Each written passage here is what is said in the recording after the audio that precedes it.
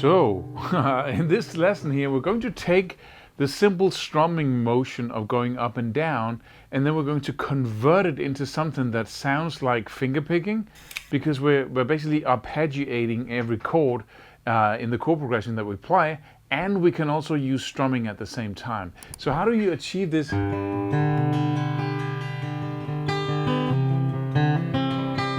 Right? See, there's a soft zone between this, right, which is basically just big movements up and down, and then this.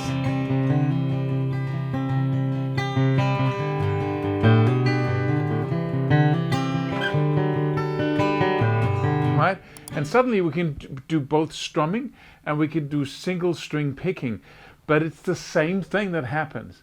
And I got a specific exercise for you that you can do that will allow you to just gradually push into that zone where you can turn your strumming skills into picking skills. And so let's begin. What you basically do, you go from this to considering, instead of considering all the strings, just one thing that we go up and down, or bottom and top. You basically take them up and say, okay, I got the low and I got the high. And then what I do when I'm picking is I'm actually separating the middle part of this up into two. So I can go low, high, I can go semi-high, and I can go semi-low, right? And you could say that, the low is the E string, the high is the high E string, and then I have kind of, let's say, the B and the G string, but it's an approximation. The B and the E string is the semi-high, and then I have the two lowest strings, or the A and the D, which is my semi-low.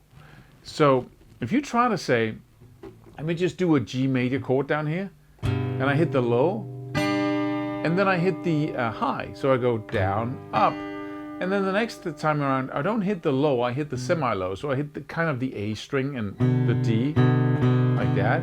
But again, it's an approximation. You don't have to do it, completely dead on. So, all right, and then the semi-low, and then the semi-high. All right, so D and A, and then B and G. Might want to just practice hitting the A and D and the B and D. So that's kind of an inner strum, right? I'm not going all the way around, just like that. So, and that's the first exercise. You go low, high, semi-low, semi-high.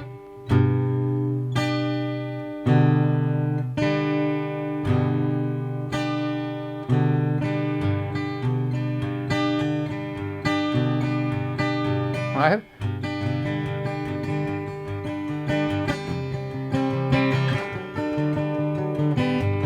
It gives another strumming pattern. Instead of going shaka shaka shaka, it goes shuka kuka kuka kuka kuka kuka shaka shaka shaka. That's strumming, right?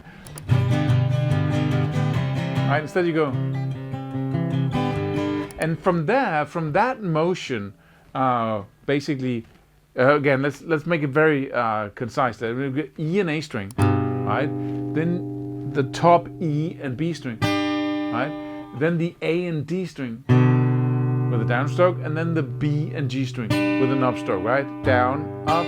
That's if you had to write it down on tabs, that's how it will look, but I'm just asking you to not go completely don't practice like that. Just approximate the motion, right? That's enough. And speed it up, right? But then the next level here is to go from that and then picking only one string when you go back and forth. And you can go from strumming to that high, low, semi-high, and then into picking by simply just picking the lowest string, the A string, and the B string. Right? So now I'm not taking two strings at a time. Now I'm picking one string at a time. Right? And you can even go, you can say E, low E, high E, and then A string, and then B string, and then D string and then G string.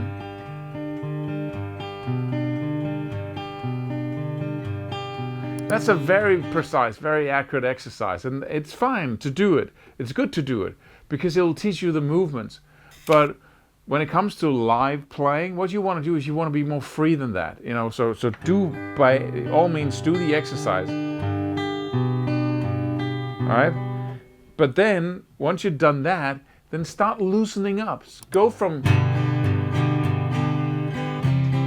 which is strumming, right, to,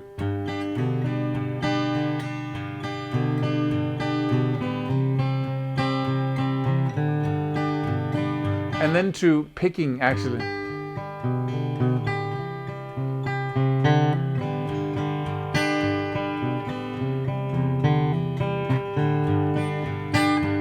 And then you can go back and forth. Only strings. And then to strumming.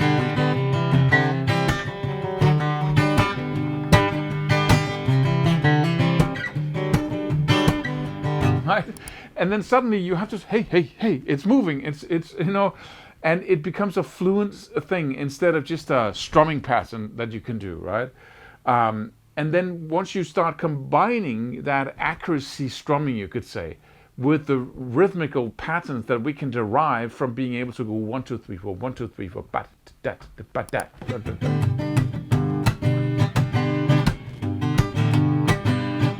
Right? Take a pattern like,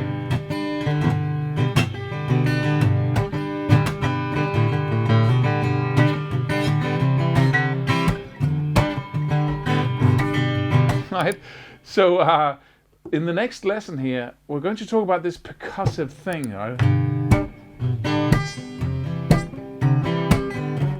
Right? Where you can both strum and hit the guitar at the same time. Or you can just hit the guitar, right? With no other. But that takes a specific exercise that I'm going to show you. It's not that hard. We just need to do the exercise.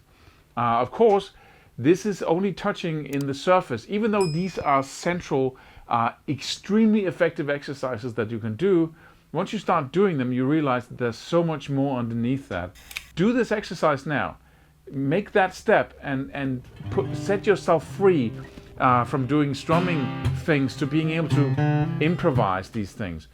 See you in the next lesson.